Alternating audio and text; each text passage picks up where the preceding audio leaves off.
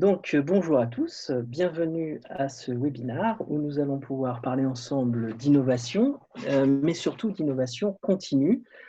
Qu'est-ce qu'on peut entendre par innovation continue et en quoi c'est intéressant d'adopter une approche d'innovation continue?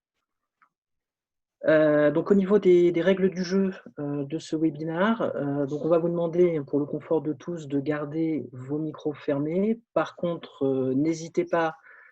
Si vous avez des questions, à les poser via le chat et régulièrement, on fera des petites pauses pendant le webinaire et Maxime pourra me transmettre vos questions. Donc, lâchez-vous, exprimez-vous. Alors, pour commencer, je vais quand même me présenter. Donc, Sébastien Ménétrier, je suis coach agile ainsi que formateur sur les méthodes de travail agile.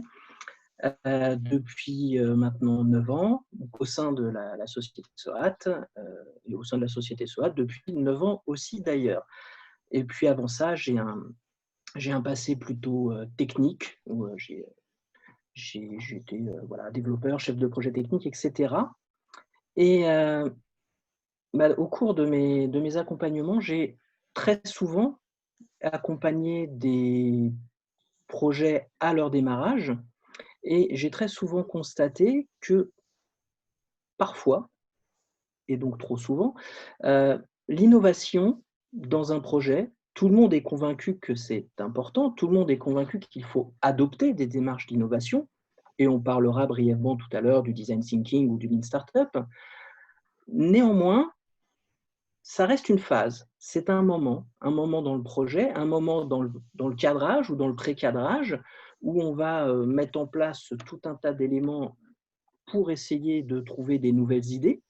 Donc, on va plus être dans l'idéation d'ailleurs, voilà, on va faire émerger des nouvelles idées.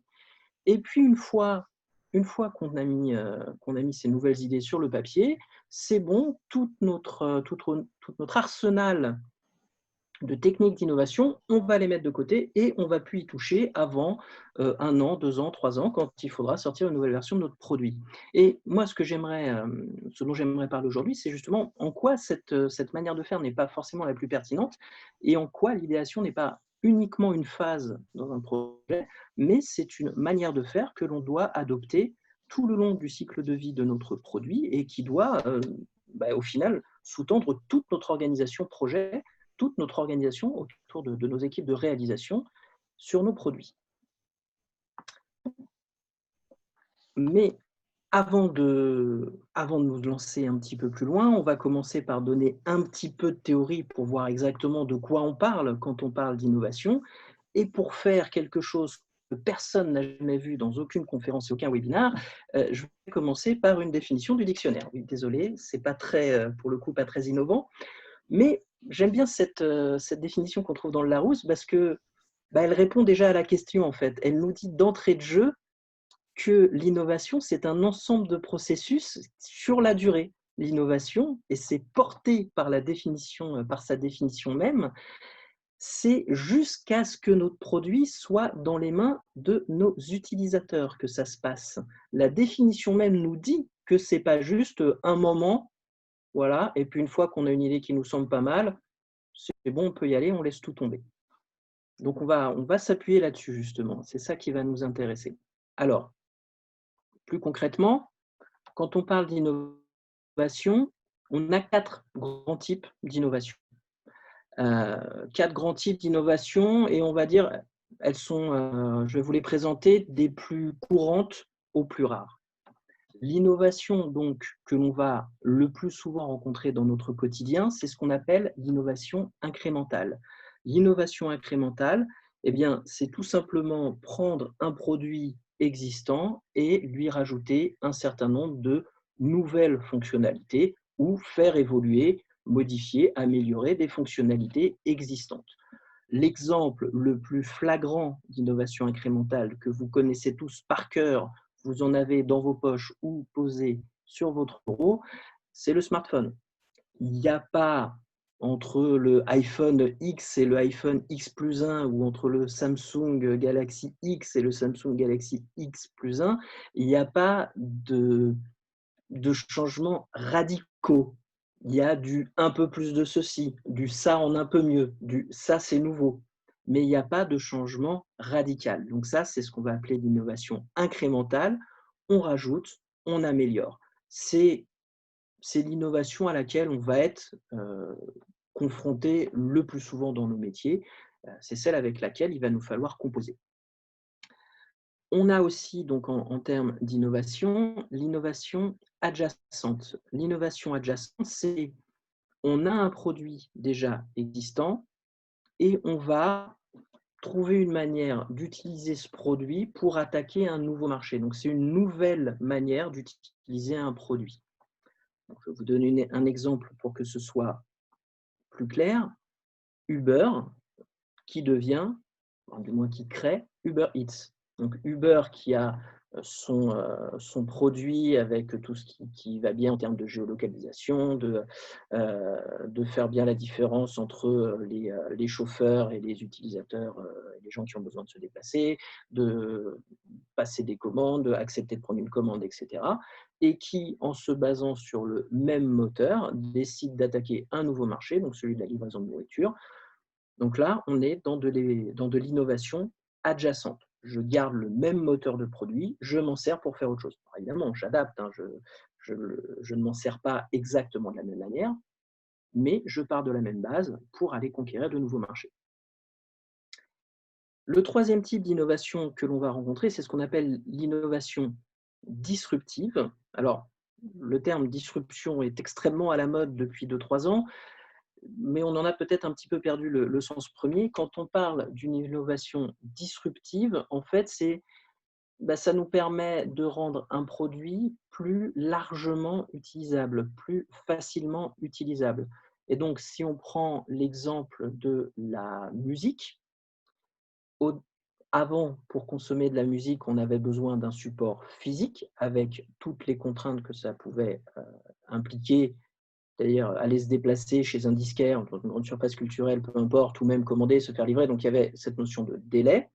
Et maintenant, via, entre autres, le streaming, donc on a mis Spotify, là, on aurait pu mettre Deezer, enfin, peu importe, hein, on est dans de l'innovation disruptive parce que le même produit, donc pas le produit disque, hein, là, notre produit, c'est la musique en elle-même, il est devenu plus facilement accessible.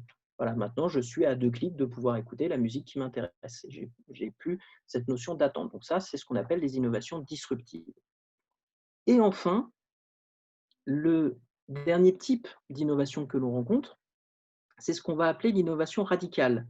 Alors là, on a un petit paradoxe parce que c'est le type d'innovation qui est le plus rare, mais c'est celui auquel on va penser le plus facilement quand on pense innovation. L'innovation radicale, elle, en fait, elle est pas là, elle ne vient pas répondre à un besoin. L'innovation radicale, c'est l'innovation qui va créer un nouveau besoin, qui va créer un nouveau marché. Par exemple, sur les exemples récents, c'est tout ce qui est la réalité virtuelle. Voilà, là, on est sur de l'innovation radicale. On crée un nouveau produit et ce produit, il n'est pas là pour répondre à un besoin existant. Il vient, de par lui-même, créer un nouveau besoin et y répondre dans la foulée. Donc ça, ce sont les 4 types d'innovation que l'on va rencontrer. Et ces 4 types d'innovation, ils vont pouvoir s'appliquer à 4 domaines. Alors, on peut avoir de l'innovation dans ce qui concerne l'organisation, notre manière de travailler.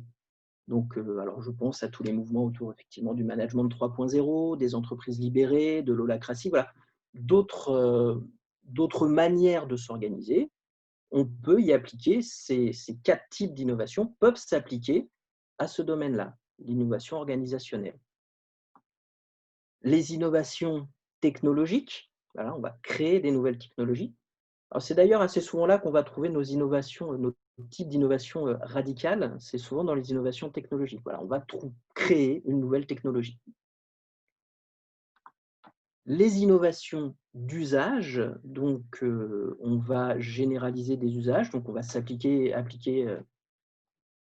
utiliser des nouveaux moyens technologiques pour faire des choses. Et enfin, alors qui est un petit peu à la convergence de l'innovation technologique et de l'innovation d'usage, c'est l'innovation produit où on va pouvoir combiner des choses pour créer de nouveaux produits. Donc, par exemple, la voiture et le smartphone le smartphone avec géolocalisation qui nous permettent d'avoir des services type Uber. ou la voiture et la 5G qui vont nous permettre d'avoir des voitures autonomes. Voilà. Donc ça, c'est de l'innovation produit. Alors, on a fait un petit tour d'horizon. Ce dont on va parler, nous, aujourd'hui, c'est des innovations qui vont être qui vont le plus souvent nous intéresser dans nos métiers. Donc, ce sont surtout des innovations d'usage et des innovations produits. Et on va se rendre compte que, quelle que soit la technique, les patterns d'innovation que l'on va pouvoir utiliser, et donc je vous présenterai brièvement tout à l'heure le design thinking ou le lean startup pour ceux qui ne les connaîtraient pas, quelles que soient donc les techniques d'utilisation que l'on va utiliser, elles vont toutes reposer sur les mêmes fondamentaux. On a toujours les mêmes éléments au cœur de ces démarches. Quelle que soit la démarche, on va retrouver la même chose. Le premier élément, alors je vous laisse apprécier ce magnifique produit innovant, donc qui est un produit dans lequel vous pouvez mettre votre café et mettre votre sucre. Donc, voilà, vous mettez votre tasse et ça va la secouer. Ça vous permet de mélanger votre sucre dans le café. Voilà, donc commentaire d'un utilisateur, oui, on peut tout aussi bien utiliser une cuillère et la laver. Et je vous fais part de la manière fleurie dont ce message est passé. Donc, OK, on a créé un produit, on est très content, mais est-ce que réellement il sert à quelque chose? Donc, à de très, très rares exceptions près, et donc c'est quand je vous parlais des innovations radicales, quand on va créer notre besoin, à de très, très rares exceptions près, donc une innovation, elle doit partir d'un besoin existant. D'accord? Elle ne doit pas penser une solution et dire OK, c'est bon, ça c'est génial, il faut y aller. Oui, mais est-ce que ça sert à quelque chose? Est-ce que quelqu'un sera prêt à l'utiliser? C'est qui nos utilisateurs? C'est quoi leur problème? Est-ce qu'on va y répondre avec ça? Donc, une innovation, ça doit toujours partir d'un besoin. Quasiment toujours partir d'un besoin existant, d'un besoin compris. Donc, et ce besoin, c'est le besoin de qui? C'est le besoin d'un utilisateur. Donc, nos innovations sont toujours centrées utilisateurs. Il faut toujours interagir avec nos utilisateurs pour être capable d'innover. Interagir avec nos utilisateurs, mais attention, il ne faut pas se tromper. Alors, vous connaissez peut-être cette citation d'Henry Ford, donc Henry Ford, qui a révolutionné l'industrie automobile au début du XXe siècle, qui a quasiment créé l'industrie automobile, qui en a fait une véritable industrie en tout cas. Si j'avais demandé à l'époque à mes clients ce qu'ils voulaient, ils m'auraient répondu des chevaux qui vont 2 fois plus vite, des chevaux plus rapides. Certes, donc là on essaye d'être centré utilisateur, mais les utilisateurs nous disent n'importe quoi. Faut bien que je l'invente mon idée quand même. Alors oui, c'est vrai, mais dans une démarche d'innovation, là Henry Ford il a fait une bêtise. Alors, oui, je me permets de dire qu'Henry Ford a fait une bêtise, mais ça va très bien, mon ego s'en porte pas trop mal. Il a fait une erreur fondamentale en termes d'innovation, c'est que notre utilisateur, on ne doit pas attendre de lui la solution. Ça, c'est notre besoin. Par contre, vis-à-vis d'un utilisateur, ce qu'on doit comprendre, c'est son problème. Quel est son problème? Et donc là, la vraie question qu'on aurait pu poser aux utilisateurs d'Henry Ford, c'est pas qu'est-ce que vous voulez? C'est quel est votre problème avec les chevaux? Qu'est-ce qui ne vous convient pas avec le mode de déplacement cheval? C'est pas assez rapide, c'est pas confortable, quand il pleut ou qu'il fait froid, voilà, c'est pas du tout agréable comme expérience. Très bien, OK. À partir de là, c'est notre boulot en tant qu'équipe d'innovation, en tant qu'entreprise Ford en l'occurrence, c'est notre boulot de trouver la solution qui permet de répondre aux problèmes de nos utilisateurs. Donc, il faut toujours interagir avec les utilisateurs. Néanmoins, il ne faut pas attendre de l'utilisateur qu'il vienne avec la solution toute prête. Non, il faut attendre de l'utilisateur qu'il vienne avec un problème. Et notre boulot, c'est de comprendre ce problème. Et il ne faut pas se tromper, il ne faut pas se substituer à l'utilisateur. Ça aussi, c'est des réflexes qu'on peut retrouver assez facilement. et qu'il faut apprendre à combattre, c'est le côté, «Non mais ça va, je sais, je connais, je sais ce qu'il veut l'utilisateur. Je suis moi-même un utilisateur de mon propre produit». Donc j'ai pu voir ça il y a quelque temps dans une banque où, donc il y avait une équipe qui était en train de développer une application mobile pour, pour faire donc une application mobile pour gérer des prêts bancaires, donc directement via son téléphone. Et il voulait mettre en place des démarches d'innovation et s'est posé la question des utilisateurs. Et puis là, quelqu'un autour de la table dit: «Mais, bah, c'est bon, autour de la table, bah, des applications mobiles, on en utilise, on utilise nos téléphones et puis, des prêts bancaires, on en a déjà tous pris. Donc on est nos propres utilisateurs, donc c'est bon, on sait, on peut répondre aux besoins des utilisateurs». Oui, mais sauf qu'autour de la table, on avait des gens qui étaient des experts en applications mobiles et des gens qui étaient des experts en prêts bancaires, donc pas du tout l'utilisateur type. C'était vraiment une niche très, très restreinte de leurs utilisateurs, mais ils pensaient pouvoir parler au nom de tous les utilisateurs. Donc là, en termes d'innovation, ils ont fait une erreur fondamentale et nous, notre boulot au niveau d'utilisateur, au niveau, pardon, de l'innovation, c'est vraiment d'aller interagir avec nos vrais utilisateurs. Et donc pour interagir avec eux, on a plein de manières et ces manières d'interagir, moi je les classe en 2 axes. Un axe qui est la qualité ou la précision des informations que l'on peut, retrouver et un autre axe qui est la quantité de personnes que l'on va pouvoir interroger, la quantité d'informations différentes que l'on va pouvoir recueillir. Alors, l'un ne va pas en opposition avec l'autre, enfin, l'un n'est pas mieux que l'autre. Il y a des fois, on a besoin d'une grosse quantité de données pour être capable de voir les grandes tendances, et puis il y a des fois, on a besoin d'informations très très précises pour creuser un point. Mais généralement, c'est compliqué d'avoir en même temps une très grande quantité de données et une très grande précision de données. Alors, on va voir un petit peu les différentes manières de faire. Donc, par exemple, donc en partant du bas, ben, on a tout ce qui est études de marché et questionnaires pour interagir avec nos utilisateurs.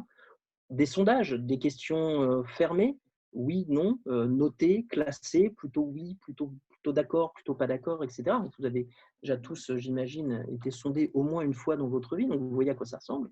Donc là, l'intérêt, c'est qu'on a plein de données. On a plein de données, mais nos champs de réponse sont très fermés et on peut pas beaucoup laisser les personnes s'exprimer. Mais ça reste utile, ça reste très utile. Une autre manière d'interagir, donc là, qui me permet d'avoir un petit peu de verbatim, ce sont les avis. Par exemple, les avis que vous pouvez trouver sur tous vos stores de, de téléphones portables. Voilà, donc il y a des avis. Donc là, on a du verbatim. Les gens peuvent s'exprimer hors du cadre strict qu'on leur donne avec un simple questionnaire. Alors c'est bien, mais le problème des avis, c'est qu'on n'a pas forcément beaucoup de contexte et qu'on peut pas, nous, quand on les reçoit, bah, c'est toujours en différé et on ne peut pas forcément creuser. Alors, éventuellement, on peut répondre à l'avis, hein, mais bah, c'est rare. Une personne qui a laissé un avis sur le store, sur Amazon, sur ce que vous voulez, si on lui répond, c'est rare qu'elle revienne et c'est assez compliqué d'établir un dialogue. Ça n'arrive pas, enfin, très rarement en tout cas. Donc, on a encore l'étape d'après, ce sont les interviews. Donc là, on va directement aller discuter avec les personnes. Donc, on va aller discuter avec eux. Heu et donc là, on peut rebondir, on peut réagir, on peut creuser, on peut reformuler voilà. Mais là, ça prend du temps. Donc fatalement, on ne peut pas le faire sur des milliers et des milliers de personnes. Donc il va falloir cibler les personnes que l'on interviewe. Et puis l'interview, c'est bien, mais bah, il peut y avoir des biais. La personne que vous interviewez, elle va vous dire des choses, mais elle va peut-être vous dire, des choses qu'elle pense, mais qui ne sont pas la réalité, ou elle va peut-être vous dire des choses qu'elle pense vous faire plaisir, ou donc il peut y avoir des tas et des tas de biais. Donc la dernière manière d'interagir, un dernier type de manière d'interagir avec nos utilisateurs, eh ben, c'est d'aller les regarder faire, d'accord? D'aller vraiment en immersion, d'aller les regarder travailler, donc d'aller les regarder se confronter à un problème que notre produit va pouvoir, on l'espère, résoudre, ou peut-être utiliser une version antérieure de notre produit et voir comment ils s'en servent pour nous donner des idées pour faire évoluer notre produit déjà existant. Donc voilà, l'immersion, c'est la quatrième grande catégorie d'interaction avec nos utilisateurs. Alors voilà, on a plein de manières d'interagir avec nos utilisateurs. Deux précisions là-dessus. Premièrement, Il faut mettre notre ego de côté. Quand on va interagir avec des utilisateurs, il faut mettre notre ego de côté parce que l'utilisateur, eh ben, des fois, il ne va pas prendre de gants et ça peut nous faire mal. Et il ne faut pas le prendre personnellement. On est en train de parler de notre produit. Et bah oui, peut-être que notre idée que nous, on trouvait géniale et que tout le monde dans l'équipe nous disait oui, bravo, tu as une super idée, et ben, peut-être que l'utilisateur, il ne va pas trouver ça génial et il faut accepter de l'entendre. Et ce qui nous amène au deuxième biais qu'on peut rencontrer, attention dans la manière dont vous allez interagir avec vos utilisateurs, attention à ne pas cadenasser les réponses. Alors, c'est peut-être un peu fumeux ça, donc je vais vous donner un exemple concret qui m'est arrivé, qui a pu arriver à plusieurs d'entre vous. Si, comme moi, il y a quelques années, vous avez pris une carte de fidélité dans une grande société de transport ferroviaire que je ne nommerai pas. À l'époque, avec cette carte de, non, pardon, pas une carte de fidélité, une carte de réduction. Avec cette carte de réduction, justement, ils nous proposaient une carte de fidélité qui devait être activée sur Internet. Alors moi, personnellement, je ne l'ai pas activée. 6 mois plus tard, je crois, enfin 3 mois, 6 mois plus tard, peu importe, j'ai reçu un mail de relance qui me disait: «Voilà, on a vu que vous n'aviez toujours pas activé votre carte de fidélité. Est-ce que c'est parce que petit a, vous avez oublié de le faire? Est-ce que c'est parce que petit b, vous n'avez pas compris comment faire? Ou est-ce que c'est parce que petit c, vous n'avez pas compris les avantages qu'allait vous apporter cette magnifique carte de fidélité?» Je n'ai pas répondu à ce questionnaire non plus parce qu'il manquait à la réponse petit d, les offres que vous proposez ne sont pas intéressantes, du moins elles ne me concernent pas. Donc là, on est dans le cas typique d'une interaction avec un utilisateur qui est cadenassé et qui nous empêche de voir les réponses qui peuvent éventuellement faire mal. Donc je ne sais pas comment ils ont traité les résultats de cette enquête, je ne sais pas à quoi ils s'en sont servis derrière, mais en tout cas, on a clairement une mauvaise interaction avec un utilisateur avec cet exemple-là. Donc, on va interagir avec nos utilisateurs. Et pour quoi faire? Et c'est le dernier point que l'on va pouvoir trouver avec, enfin, le dernier point commun que l'on va trouver dans toutes les démarches d'innovation. De tout ce que l'on a appris, on va faire des hypothèses. Les démarches d'innovation, elles ne cherchent pas tant à créer un produit qu'à valider des hypothèses. Et elles sont toutes structurées pour valider des hypothèses. D'accord? Donc, on va formuler ces hypothèses et créer un produit qui va nous permettre de tester toutes ces hypothèses. Donc ça, ce sont globalement, donc, comme je vous le disais, les points communs que l'on va retrouver dans toutes les démarches d'innovation. Alors, avant qu'on voit comment ça s'applique dans deux démarches, Maxime, est-ce qu'il y a des questions auxquelles je pourrais répondre? Eh bien, écoute, pour l'instant, il n'y a pas de questions posées dans le chat. Donc, je te propose de continuer. Et puis, s'il y a des questions, on les traitera par la suite. Ok, parfait. Alors, enchaînons. On va parler donc brièvement de deux manières de faire de l'innovation. Première manière de faire de l'innovation, que j'imagine un certain nombre d'entre vous connaît, ou en tout cas, vous en avez déjà entendu parler, c'est ce que l'on appelle le design thinking. Alors, le design thinking, déjà, c'est pas neuf, hein, c'est quelque chose qui date des années 80. Je n'ai plus la date exacte de parution du premier livre sur le sujet. Mais voilà, ce sont des manières de faire qui nous viennent des années 80, hein, qui sont issues du marketing et qui sont là pour poser des réflexions, pour créer des produits innovants. Voilà. 3 fondamentaux dans le design thinking.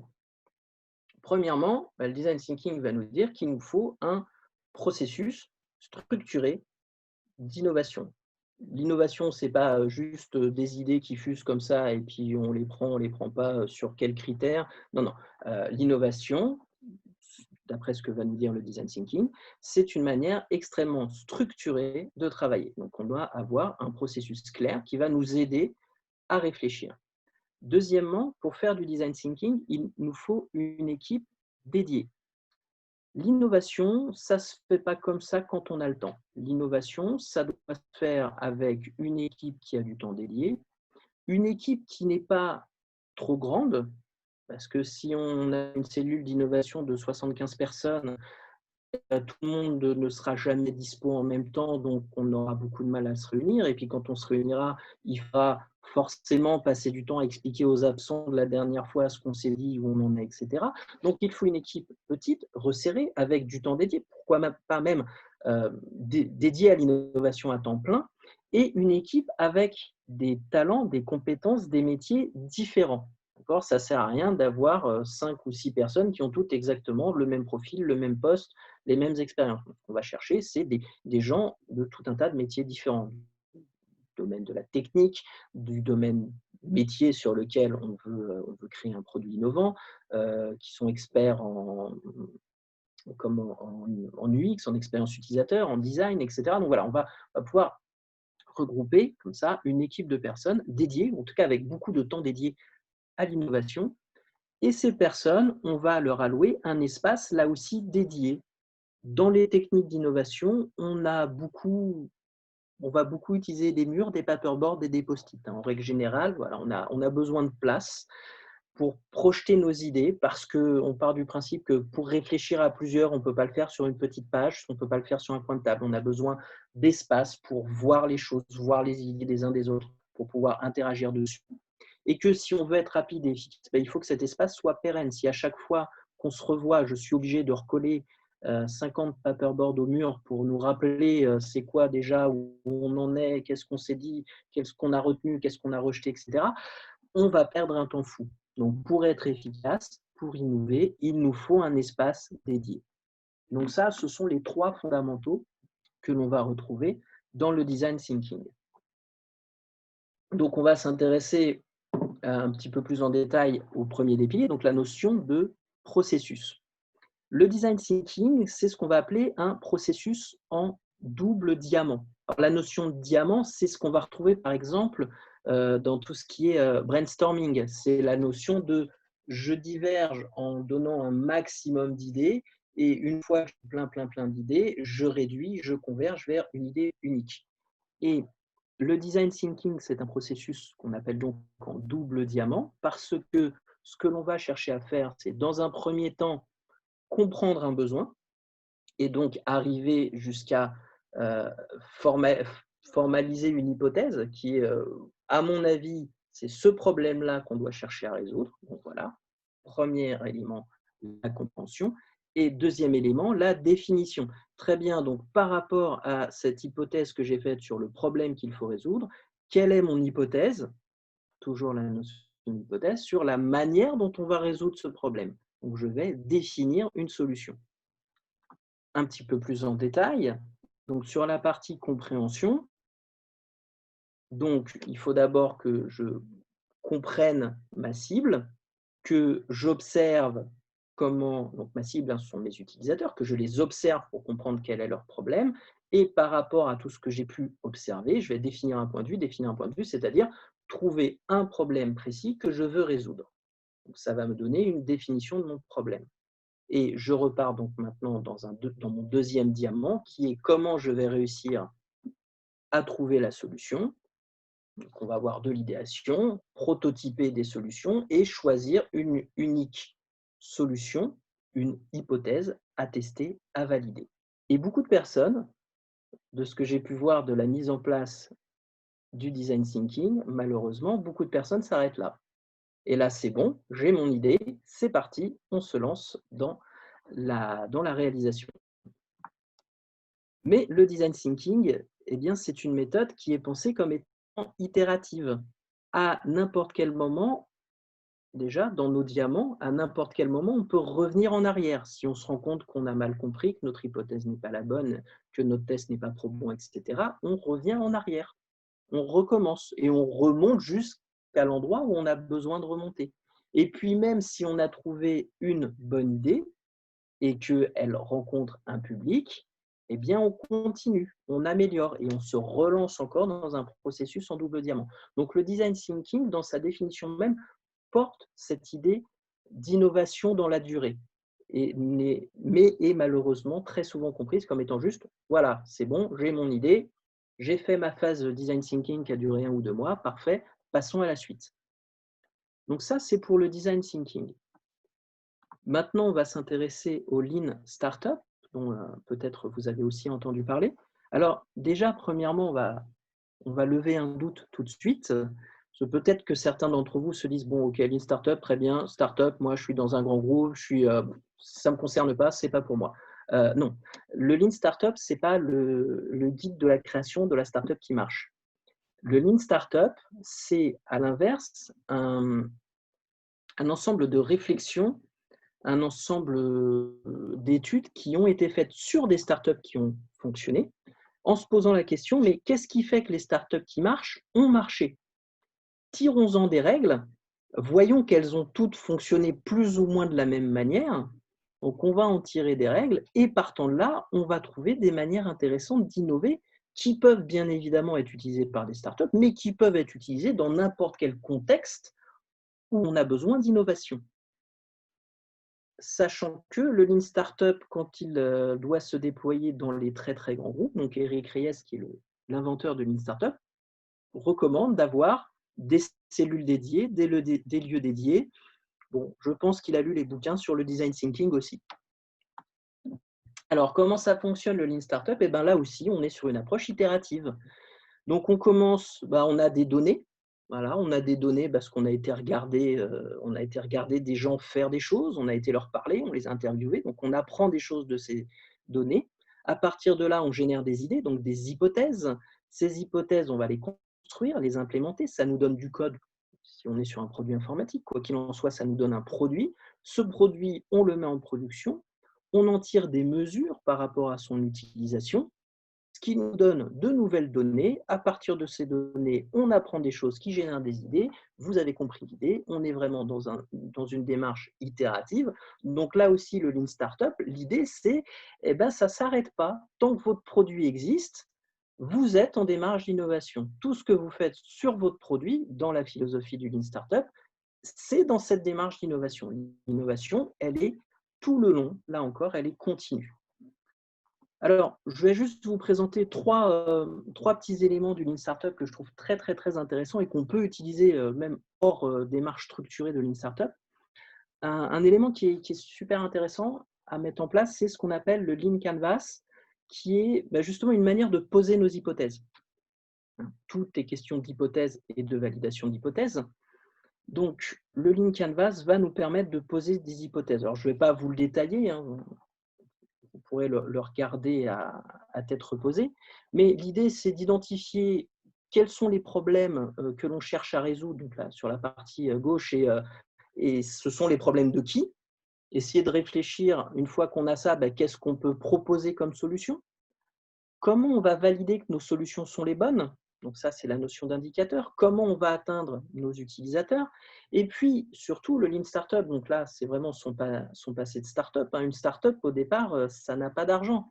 On est dans un modèle, on est dans une réflexion d'économie très, très contrainte. Donc, dès le départ, on va se poser la question de mais combien ça va me coûter de valider tout ça, de vérifier que mes hypothèses sont les bonnes, et combien ça peut me rapporter tout ça, et est-ce que c'est valide? Donc voilà, le Lean Canvas, qui est une manière de poser des hypothèses. Et donc, ce qui est très intéressant, le Lean Canvas, on le fait au début, mais ça vit parce qu'on apprend des choses, on livre au fur et à mesure, on valide au fur et à mesure nos hypothèses, donc on enrichit notre Lean Canvas. Et puis même, on peut aussi, j'ai déjà vu faire ça, au début, on va créer plusieurs Lean Canvas en posant des hypothèses différentes, et puis juste en réfléchissant sur le papier, on va choisir, OK, dans quelle direction je veux aller, et allons-y, commençons à tester des choses. Donc voilà, Lean Canvas, c'est une manière de structurer ces hypothèses qui est assez efficace. Quelque chose que j'aime énormément dans le Lean Startup aussi, c'est la notion de pré-totypage. Donc non, il n'y a pas de, j'ai pas fait une faute de frappe. Je parle bien de pré-totypage et non pas de prototypage. Alors, qu'est-ce qu'on entend par pré-totypage? Donc, voilà, vous commencez à le percevoir. Dans le Lean Startup, on est là pour valider des hypothèses. Mais valider des hypothèses, parfois, ça coûte très très cher. Faire un prototype, c'est-à-dire faire une première version de produit qui marche, c'est ça un prototype. C'est une première version de produit qui marche. Des fois, ça coûte super cher. Encore une fois, on est dans un contexte start-up, on est dans un contexte où l'argent, on n'en a pas beaucoup et il faut qu'on sache vite si c'est une bonne idée ou si ce n'est pas une bonne idée. Le prototype, dans certains cas, ce n'est pas possible. Alors, dans ce cas-là, on a l'idée de prétotype. L'idée de prétotype, c'est un sous-ensemble de l'idée de prototype, mais avec le prétotype, on a cette notion de testons en dépensant le moins d'argent possible. Alors, je vais vous donner un exemple concret, que vous compreniez mieux ce qu'on cherche à faire avec ces idées de prétotype. Donc, nous sommes dans les années 80, nous sommes chez IBM et IBM veut mettre en place un logiciel de reconnaissance vocale. Un logiciel de reconnaissance vocale à destination principalement des secrétaires, enfin voilà, c'est pour lui dicter son courrier, par exemple. C'est ce genre de choses que l'on veut faire. Mais est-ce qu'il y a un marché pour ça? Est-ce que ça va vraiment intéresser les gens? Est-ce que c'est vraiment pratique de s'en servir? Est-ce qu'au final, je ne vais pas plus vite en tapant sur mon clavier? Sur le clavier, on peut taper extrêmement rapidement quand on a l'habitude. Bah, on ne sait pas trop, en fait. On ne sait pas trop. Alors, qu'est-ce qu'on fait? On se lance dans un prototype, c'est-à-dire se lancer dans un prototype, il faut développer tout un tas d'algorithmes de reconnaissance de texte. Il faut développer une interface. Alors, même si c'est un prototype, elle sera sommaire, mais ça va prendre du temps.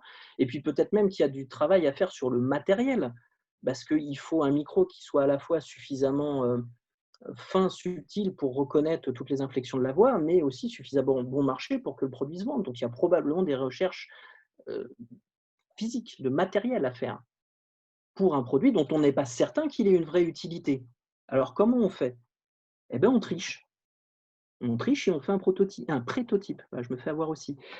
Tout simplement, on va demander à un certain nombre de personnes de s'asseoir devant un écran d'ordinateur, on les met devant un micro, voilà, les mains dans les poches, dicte à l'ordinateur, voilà, dicte-lui un courrier. Et dans la pièce d'à côté, on a quelqu'un avec un écouteur sur les oreilles et qui est en train de taper au clavier tout ce qu'il entend. Et ça nous permet de vérifier est-ce qu'il y a un usage. Et après, on va aller interviewer nos testeurs. On va leur demander est-ce que vous vous êtes senti à l'aise? Est-ce que vous avez trouvé ça pratique? Est-ce que vous avez réussi à faire comprendre à la machine la différence entre va à la ligne et écris-moi, va à la ligne? Voilà, ce genre de choses pour voir si c'est simple d'utilisation. Et une fois qu'ils ont fait ça, ils se sont rendus compte que oui, effectivement, on répond bien à un besoin. Oui, effectivement, notre hypothèse, notre intuition, c'est la bonne. Et là, ils se sont lancés dans des vrais prototypes et ensuite dans la création de véritables outils. Donc ça, c'est la notion de prétotypage qui est super intéressant. Essayez de trouver comment valider vos hypothèses à moindre coût.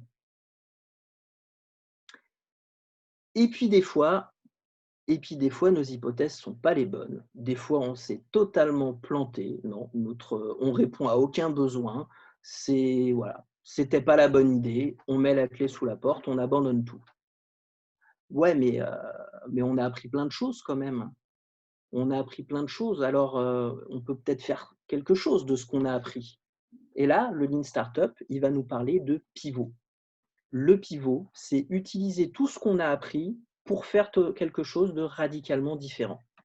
Alors, un exemple que peut-être certains parmi vous connaissent, c'est toujours le même exemple qu'on utilise quand on va parler de pivot. Alors, je ne vais pas faire très original là-dessus.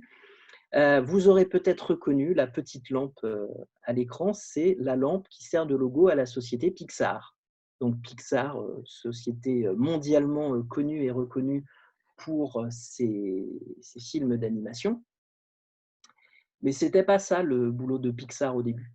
Pixar, au début, dans les années 80, ils construisaient des supercalculateurs. Donc, c'est des ordinateurs extrêmement puissants, pas de l'ordinateur du bureau, plutôt de l'ordinateur qu'on va vendre à des centres de recherche, à des universités, voilà, ce genre de machine extrêmement puissante. Mais ils avaient un léger problème dans leur business model, c'est qu'ils n'arrivaient pas à en vendre. Enfin, en tout cas, pas suffisamment. Alors, ils se sont dit, tiens, on va développer quelque chose qui va nous permettre, sur les salons, de montrer à quel point nos machines sont puissantes. Et on va développer une petite animation en 3D temps réel. La 3D temps réel, rien n'est précalculé, tout se calcule en direct, c'est-à-dire justement l'application qu'ils ont développée, c'était la petite lampe qui sautille avec sa tête qui va à droite, à gauche, et le faisceau de lumière qui se balade, etc. Et tout ça était calculé en direct. Et donc on se remet dans le contexte des années 80, ça prenait énormément de ressources, machines, et donc ça demandait des bêtes de guerre pour pouvoir être fait. Donc ils ont développé ça. Et puis ils ont fait le tour des salons avec ça, ils ont montré. Et alors, tout le monde s'arrêtait devant leur stand, en disant: «Waouh, mais c'est magnifique ce que vous avez fait, super joli, oui, vous avez vu, c'est fait, c'est calculé en temps réel, c'est nos super machines qui ont fait, ah, c'est magnifique, ouais, n'est-ce pas, hein, vous achetez nos machines? Non, non, mais c'est très joli ce que vous avez fait».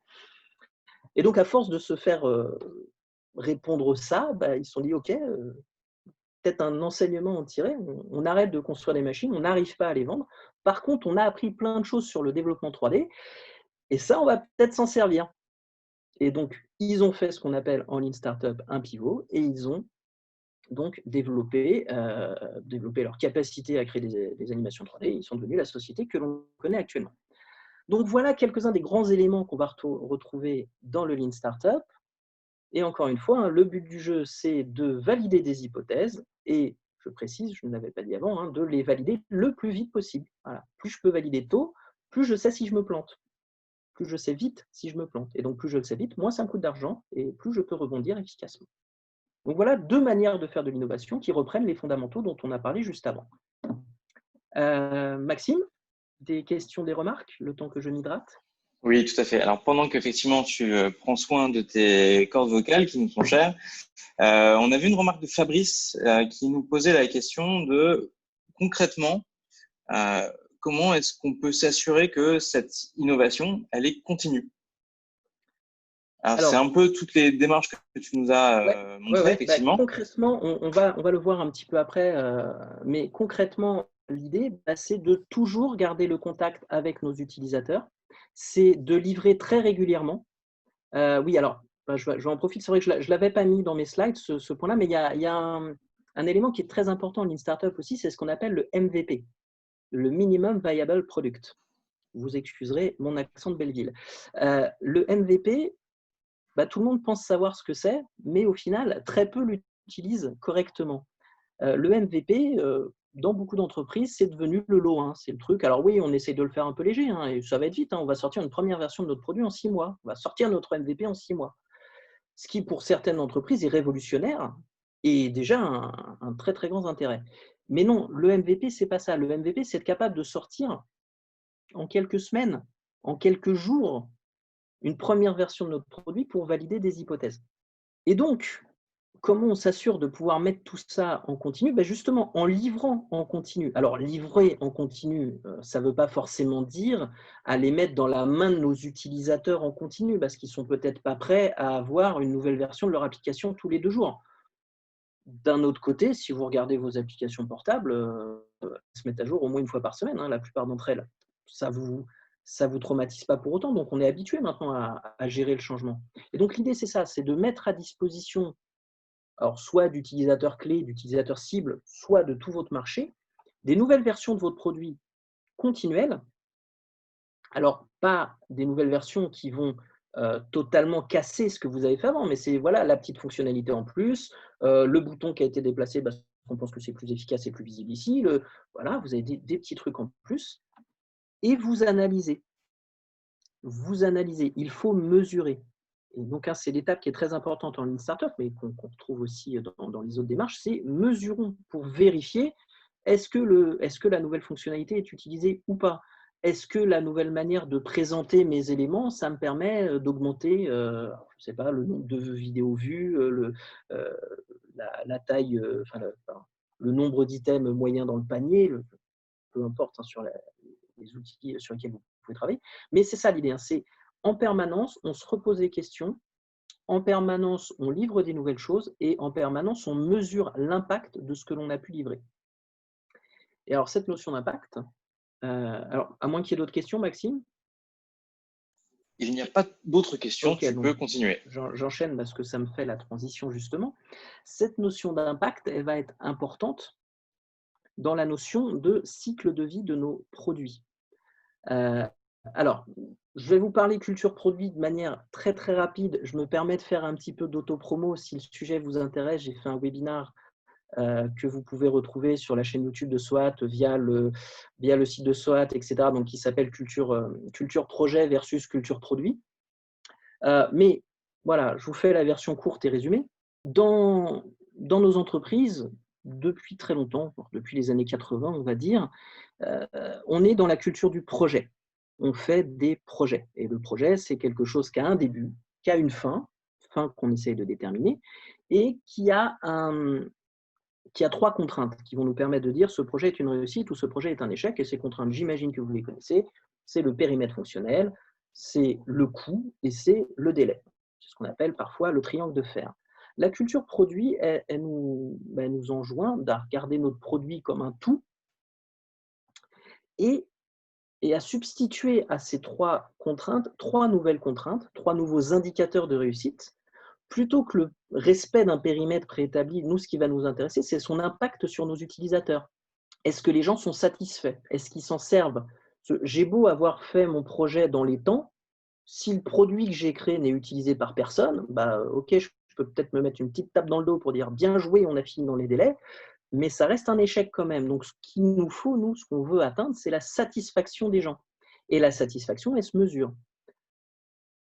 Plutôt que de rester arc-bouté sur un délai, nous, ce qui nous intéresse, c'est d'être sur le marché au bon moment, avec tout ce que ça implique.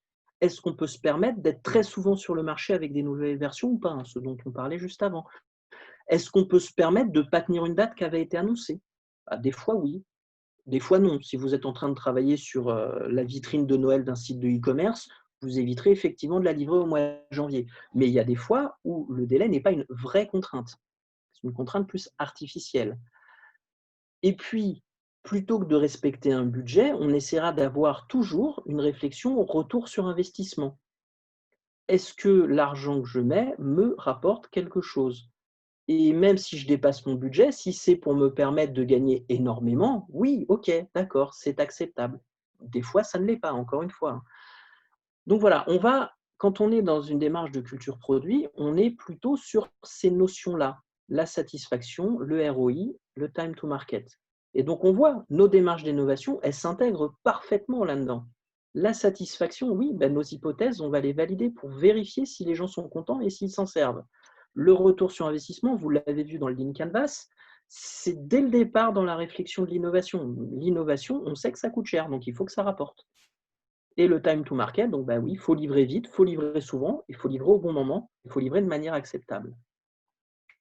Alors, si on va un petit peu plus loin et qu'on regarde le cycle de vie d'un produit, donc un produit, on commence par le prototyper.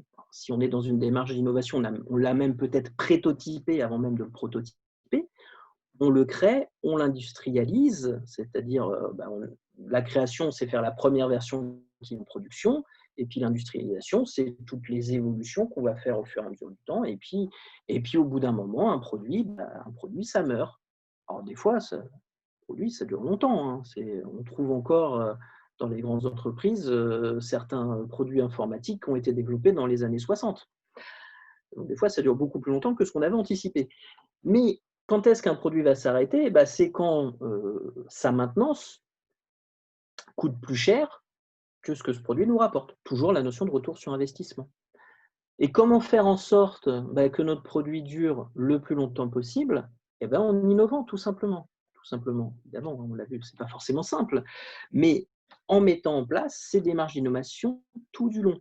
Et plus notre produit est ancien, plus il est sur un marché concurrentiel, plus le temps et le coût que l'on va pouvoir mettre dans l'innovation doit être élevé. Et généralement, il va augmenter au fur et à mesure. Encore une fois, à ce qu'on arrive à un moment où c'est plus rentable d'innover et il vaut mieux arrêter.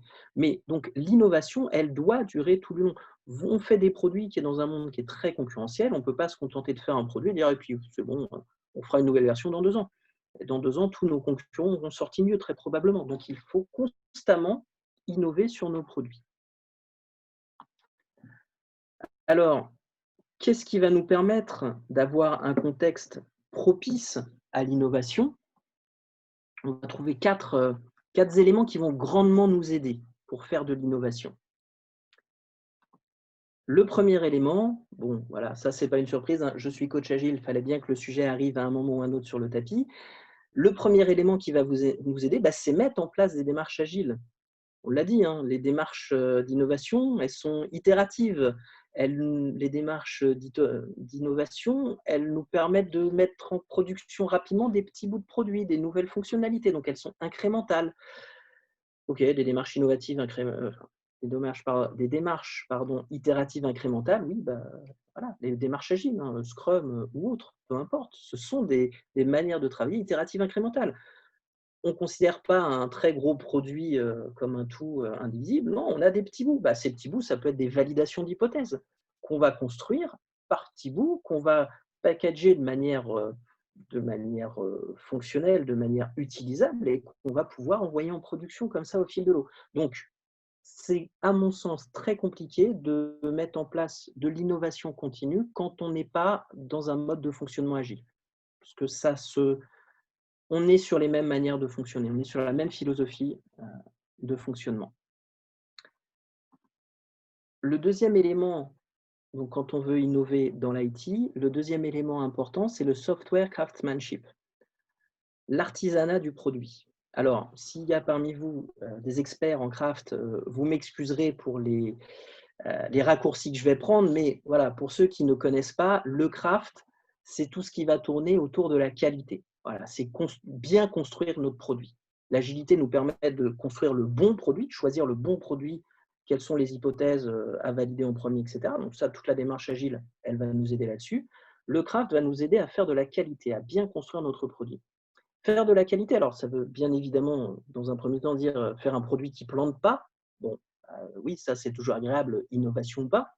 Mais surtout, ce qui nous intéresse particulièrement dans nos pratiques d'innovation, c'est de faire des produits facilement évolutifs. C'est ça aussi la qualité, c'est de se dire, je peux aller tripatouiller dans mon produit pour virer une fonctionnalité, en rajouter une autre, modifier ceci, cela, sans y aller en tremblant, en me disant, ça va me prendre 6 mois parce que c'est un plat de spaghettis qu'on n'arrive pas du tout à démêler. Donc non, j'ai construit un produit propre et de qualité, donc je peux facilement le faire évoluer. Et la démarche Craft nous aide très fortement là-dedans. Le troisième élément qui va grandement nous aider dans l'innovation, c'est tout ce qui est DevOps. Alors là encore, s'il y a des experts DevOps parmi nous, vous m'excuserez, je vais prendre quelques raccourcis pour juste en donner les 2-3 grandes idées.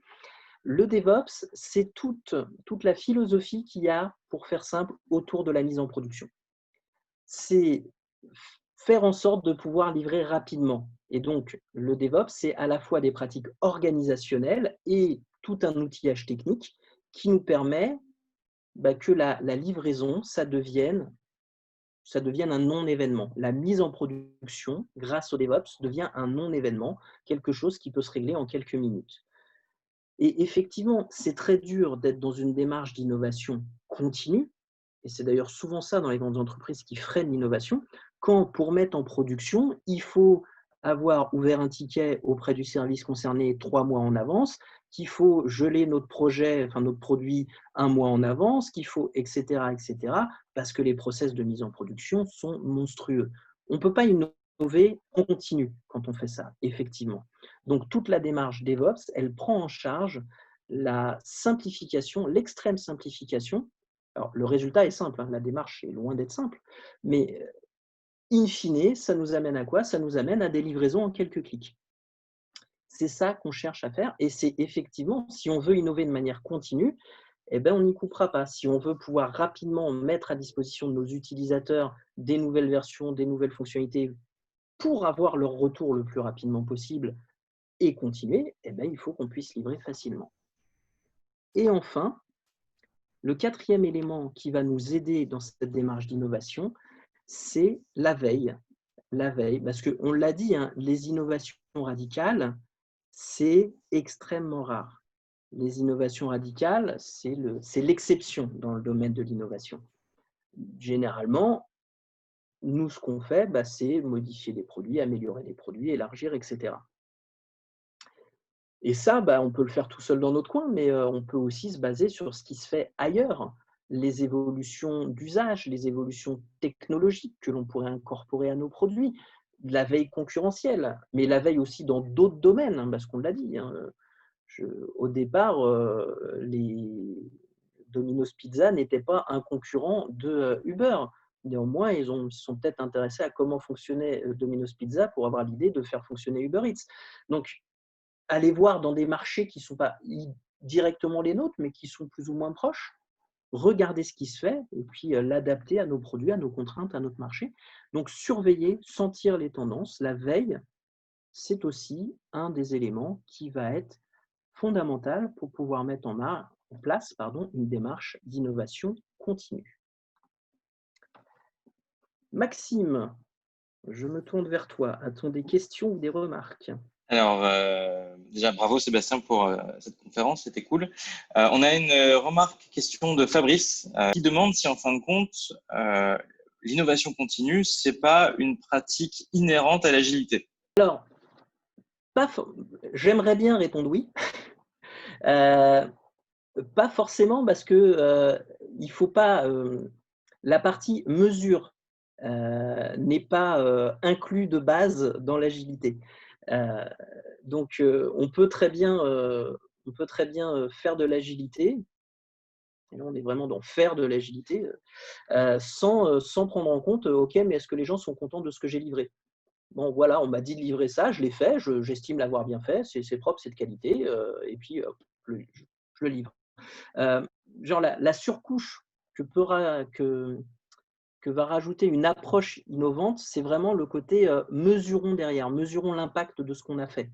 Mais évidemment, ça se marie très très bien, on l'a vu, hein, on est sur des approches très très proches. Oui. D'autres questions, Maxime? Eh bien, écoute, s'il n'y a pas d'autres questions, nous n'avions pas d'autres questions. J'en ai profité pour coller dans le chat le lien vers le questionnaire de satisfaction qu'on vous demande de remplir puisque nous pratiquons nous-mêmes la mesure et l'amélioration continue. Donc, afin d'avoir votre feedback, ça serait cool de répondre à ces quelques questions. Ça prend quelques secondes. Il y a, je crois, 5 questions. On répond par oui, non, peut-être. Et ça va assez vite. Voilà, je crois que c'est tout ce que j'avais à dire. Sébastien, le mot de la fin. Merci. Ok, Pour faire alors, là encore original. super. Merci Donc, beaucoup. dans les quelques semaines qui suivront, il y aura d'autres webinars sur notamment des sujets un peu plus techniques, sur du craft, sur de la data. Donc, surveillez les réseaux sociaux, vous verrez passer les messages. Merci encore. Et puis, Merci à tous et à très bientôt. Au revoir.